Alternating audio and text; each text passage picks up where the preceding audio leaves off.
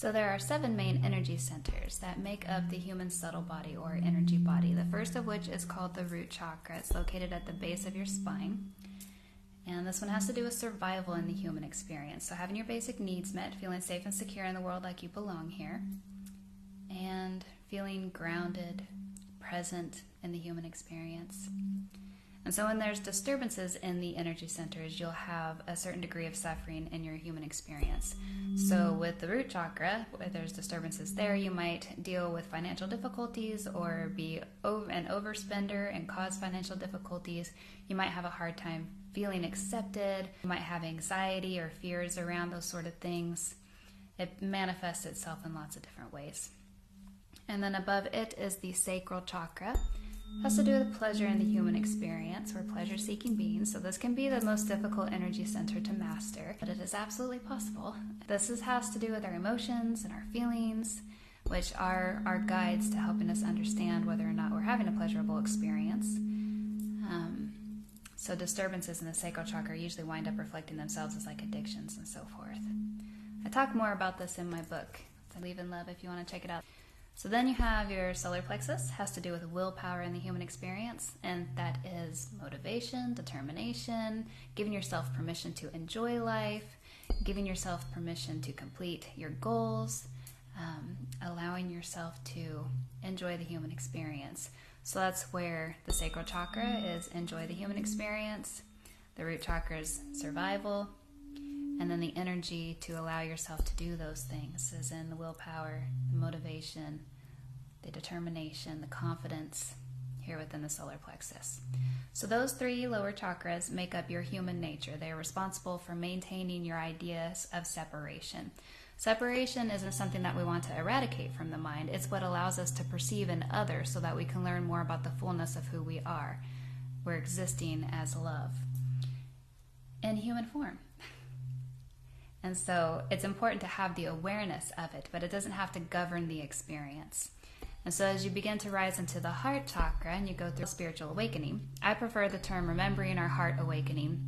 And this is when you begin to rise up into the center, the bridge between the physical and spiritual realms, and you begin to recognize that you are connected to everything, that there is a degree of oneness to everything, that there is harmony and peace. It's especially about choosing love, unconditional love for yourself, choosing to love yourself. Even the parts that you find difficult or that you constantly seek others to try and love for you rather than facing yourself. And so it's especially self-love. This is where we begin to really truly know ourselves as being connected to others around us and how it's reflecting ourselves and so on and so forth. And as we begin to cross that bridge up into the spiritual chakras, we come into the throat chakra, which is about communication, being able to express your authenticity, your truth, speak honestly, to be impeccable with your word. Your word is your power. That is how you're creating words. Your words reflect the way that you think. The way that you think is the building blocks of your reality. Repeated thoughts cause your core beliefs, and that's your beacon of attraction for experiences into your life. So all this has to do with being how you communicate, especially with yourself. Speaking lovingly to yourself so that you can speak lovingly to others, which is yourself. Another aspect of yourself existing on a different point in time and space. And then you have the third eye chakra, which has more to do with than just psychic abilities. This is your vision center, your imagination center. So when you picture yourself at the beach on vacation, guess what? You're using your third eye energy center. I feel like a lot of people don't realize that. This has to do with your ability to use your intellect to make sense of what your heart is telling you, to be able to visualize and use your imagination to conjure up paintings and poems and dances and being able to picture things so that you can bring them into fruition. So that is the power of the third eye. And then your crown chakra, located above the head, is for your connection to spirituality. Now you can call that God, you can call it higher self, you can call it the universe, you can call it Allah, you can call it whatever you want to call it. My God is love. whatever name you give it really doesn't matter so much. We're just choosing different labels, right, to describe our experience.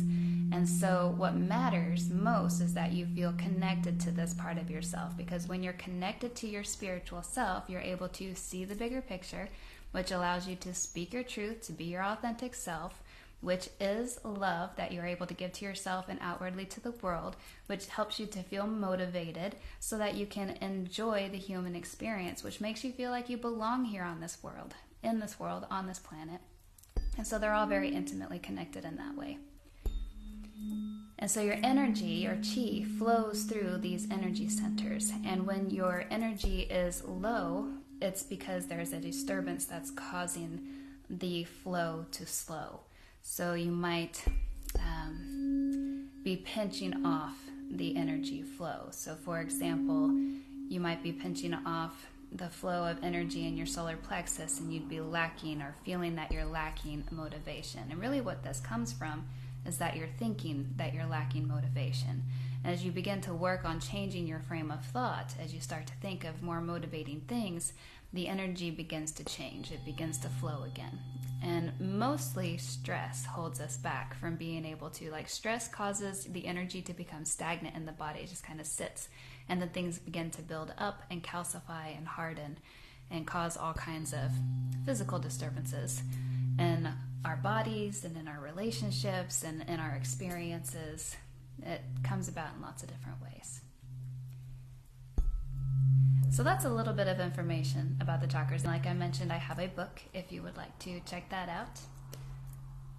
And the links are in my bio for more information.